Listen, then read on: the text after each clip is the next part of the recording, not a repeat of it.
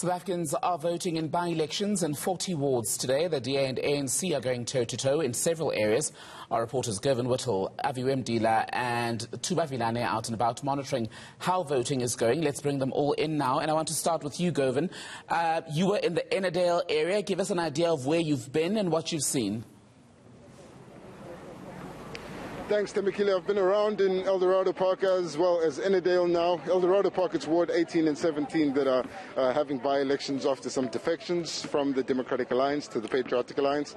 And here in Ennerdale, Ward 7, specifically Finetown, is where a number of political parties are vying for the seat here. And these may seem inconsequential, Temekile, because the local government elections are coming up in October, but it's a good measure of which party holds the majority of support in the area, and also a measure of what may happen in October.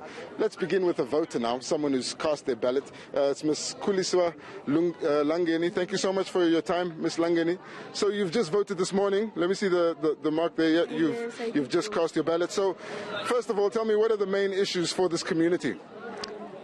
Our first issue here in Finetown, Ward 7, is sanitation and housing and the roads. So how many people are using pit toilets around here, do you think? It's over 900 here in Finetown North, next to Finetown Primary, next to the VD station. Yes. Okay, so what are you looking for from a political party then, considering the issues that you have?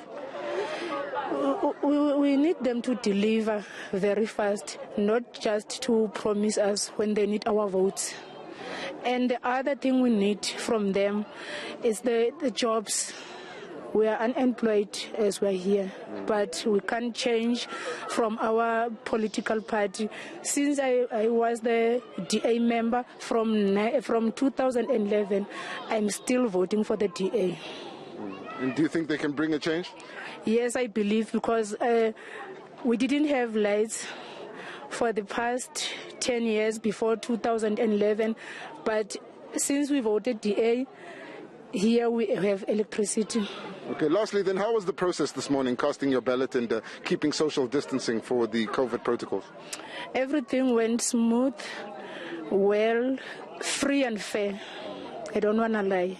All right, thank you so much. Yeah, that's Ms. Khuliswa Langeni. Let's bring in now the candidate for the Congress of the People, COPE, Mr. Aubrey Bongolo. Thank you so much for your time, sir. So COPE has become somewhat of a smaller party now, with not much influence nationally and locally. What can COPE do for this community? Thank you very much, sir. And then, my name is Aubrey Bongolo. I'm staying here in Finetown.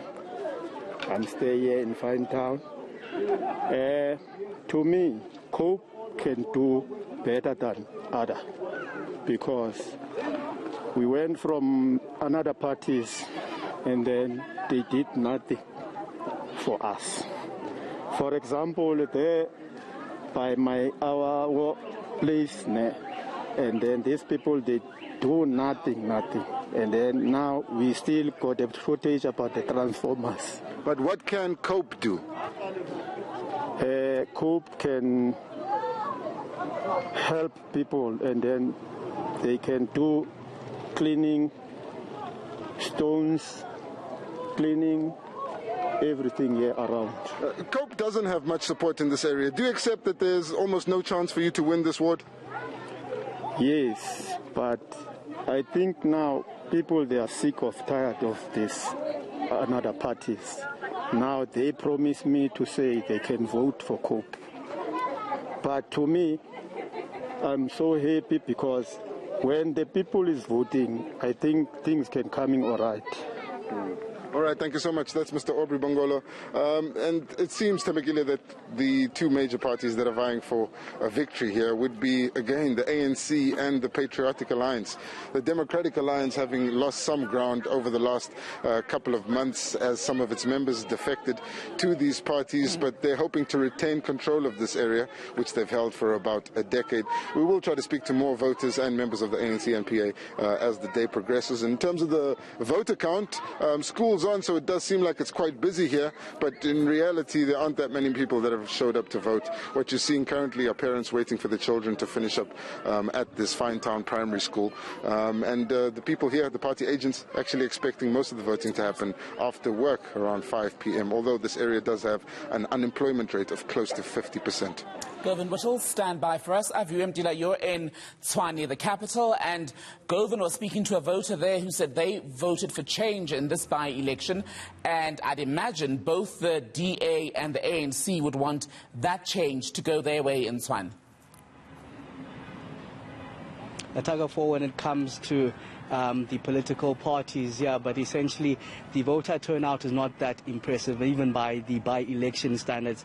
The Ward 92, where I currently am, out of the 15,000 voters on the ground, only 2% have come out and voted so far. Maybe an indication of just how discontent some of the voters are on the ground. But overall, out of the 103 wards in Tshwane, there are 9 vacant wards, and out of those 9 vacant wards, the Democratic Alliance has indicated that it's contesting only 3 of those wards, which should make it one of them being this Ward 92. Now, the ANC says that that's because they're conceding defeat heading to those local government elections in October, but the DA says that is not the case. In fact, they're merely regrouping and strategizing ahead of those local government elections. But it's been a really tug of war when it comes to the politicians on the ground. ANC accusing the DA of mismanaging the wards that they have been running. In fact, it's a conversation we had in Ward 3, which is also being contested by the DA, but the ANC candidate there says that the DA has failed dismally. Let's listen to that quickly. What you see in Ward 3 is what is happening in the entire Tshwane, that there's lack of a coordinated service delivery. I mean, what we have seen in the past weeks, leading to the by-election, is that the DA has made available 1 million here. They have been, coming out with street lights and all these kind of things in order to get the voters to vote for them in the wards that they are contesting. We find this to be deceiving to the general residents, because as residents we know that the DA has failed, and for them to come in the week or so before the by-elections and think that our residents will fall for it, I think it shows the level of thinking that takes place within the DA. Thuba, Vilane, you're out and about in KZN. Where are you now, and what are the voting issues there, and how high are the stakes? Where we are in Ward 110 in eThekwini municipality, this is a very huge ward. Mtila, I can tell you, there are about over 18,000 registered voters. The race seems to be between 2 parties, the ANC and the Democratic Alliance, though the IFP is also contesting the ward, but for them, they are saying it's just to test their machines ahead of the elections. We understand this ward was previously under the Democratic Alliance leadership, and then the councillor resigned to join Action Party. But for people around this area, maybe to bring another perspective of this ward is made of the part of the Durban North where we are in Ronaldo Park, but it also made up of areas such as Mount Moriah and Avoca Hill, areas outside of the suburbs. And the issues around these areas varies on the areas where we are. When we spoke to some of the voters here, they were telling us that their main concern in this area is the issue of crime. I'd be pleased if the councillor or the incoming councillor will be able to address the issue of crime. Whereas on the other side, their main concern is the issue on issues of service delivery, your housing and the maintenance of road. So that's how this ward varies from voters. But beside that, you will understand that this is one of the wards in the province, of the 7 wards in the province, that is There are 6 others. The main one is in Opongolo in the northern KwaZulu-Natal. We understand the race there is between the ANC and the IFP. And should the IFP win that ward, it will mean that the IFP now gains the control of that municipality, Opongolo municipality in the northern KwaZulu-Natal. But besides that, there are also other 3 wards in Umhlathuze and 2 in Ngutu and Ebakulusima. Thuba, Vilane, eNCA, stand by for us. And Govan, I want to come back to you to give you the final word in Ennerdale. You made an earlier point there. Thuba speaks of service delivery issues, but you were saying, for example, in Ennerdale, yes, the conversation often when we speak at ward level is to do with the delivery of services, but people there are unemployed. Yeah, that's right, and they don't have a lot to lose here, Temekile, as the quality of life is already so poor in Finetown. I have Kenny Kunene with me. He's one of the founding leaders of the Patriotic Alliance. Kenny, just on the matter of politics now, the elections, local government elections, will happen again in October. Yes. So these elections will happen in Finetown once again. So in terms of influencing things in the council, there's not much time for that. Just tell me what the Patriotic Alliance is hoping to achieve or demonstrate with these by-elections. As you would know, that these by-elections are happening because the 3 councillors who resigned from the DA all joined the Patriotic Alliance. And it is against that background that we needed to contest these by-elections. Also psychologically to say to our people, we are still here. The councillors are not gone.